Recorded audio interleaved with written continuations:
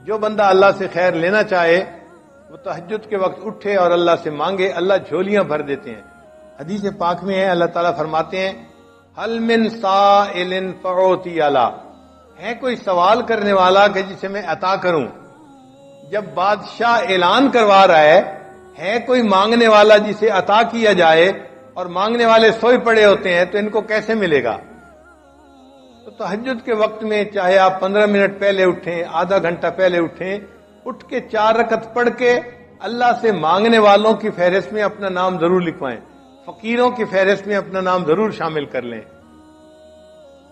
جب عشق سکھاتا ہے آداب سحرگاہی، جب عشق سکھاتا ہے آداب سحرگاہی، کھلتے ہیں غلاموں پر انداز شہنشاہی۔ عطار ہو رومی ہو، راضی ہو غزالی ہو، کچھ ہاتھ نہیں آتا بے آہ سحرگاہی۔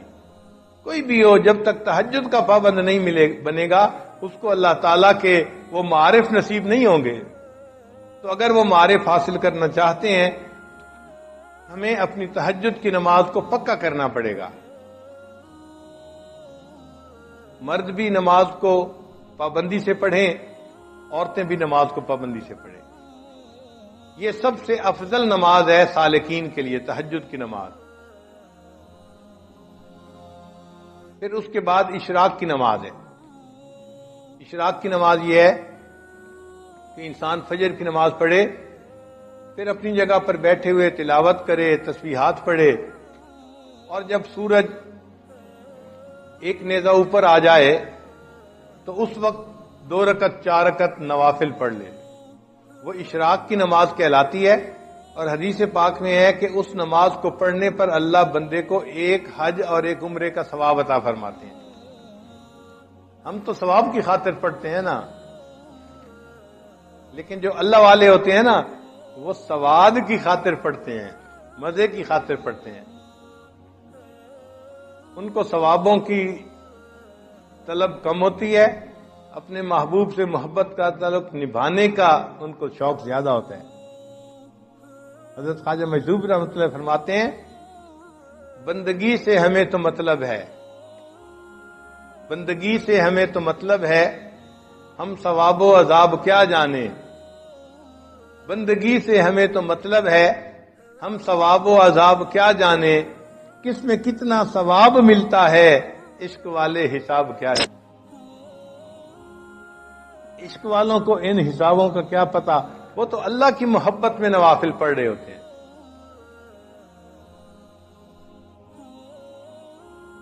اگر اشراق کے نوافل پڑھنے کی عادت پڑ جائے تو پھر اس کے بعد صلاۃ الضحیٰ، جس کو چاشت کی نماز کہتے ہیں، یہ دن کے 9 بجے جب سورج اتنا اوپر آ جاتا ہے کہ زمین گرم ہوتی ہے، ننگا پاؤں رکھنے سے پاؤں جلنے شروع ہو جاتے ہیں، اس وقت سے یہ ٹائم شروع ہوتا ہے، اور پھر زوال سے 1 گھنٹہ پہلے تک یہ رہتا ہے۔ اس کو صلاۃ چاشت کہتے ہیں۔ یہ اگر 2 رکعت بھی پڑھ لیں تو بہت اچھا، ورنہ 12 رکعت تک پڑھ سکتے ہیں۔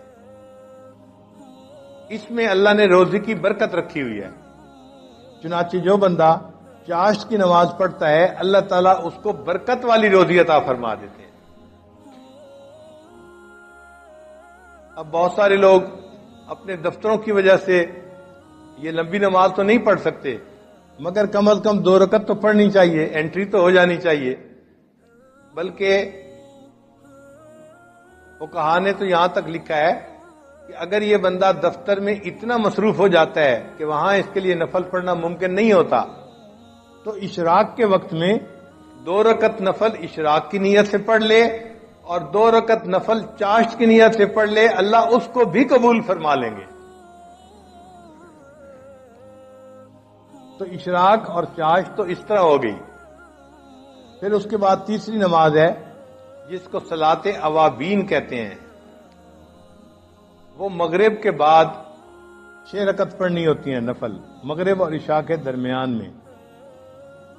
کوئی مشکل نہیں، اگر انسان ہمت کر لے تو پڑھ سکتا ہے۔ 6 رکعت نفل پڑھنے پہ 5 منٹ لگتے ہیں یا 6 منٹ لگتے ہیں، لیکن اجر پتہ ہے کتنا؟ حدیث پاک میں ہے کہ جو بندہ اوابین کے 6 رکعت نفل پڑھتا ہے اللہ اس کو 12 سال کی عبادت کا ثواب عطا فرما دیتے. 6 رکعت پڑھنے پر 12 سال کی عبادت کا ثواب ملا تو سوچئے یہ کتنا بڑا انعام ہے.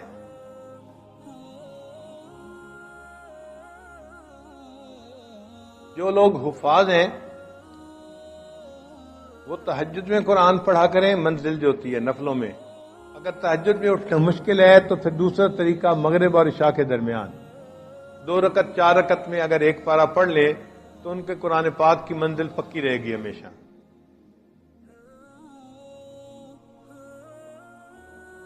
اور رات کی نماز کو تہجد کی نماز کہتے ہیں. تو گویا 5 فرض نمازیں ہوئیں اور 4 نفل نمازیں ہوئیں، اشراق، چاشت، اوابین، تہجد. تو جیسے عام لوگ 5 فرض نمازوں کا اہتمام کرتے ہیں، جو سالکین ہوتے ہیں ان کو 9 نمازوں کا ایسے اہتمام کرنا چاہیے. ان کے لیے یہ 4 نمازیں بھی محبت کی بنا پہ فرض کی مانند ہوتی ہیں نفل نمازیں، لیکن محبت کے میدان میں وہ اس طرح اس کو ادا کرتے ہیں جیسے فرض ہوتا ہے.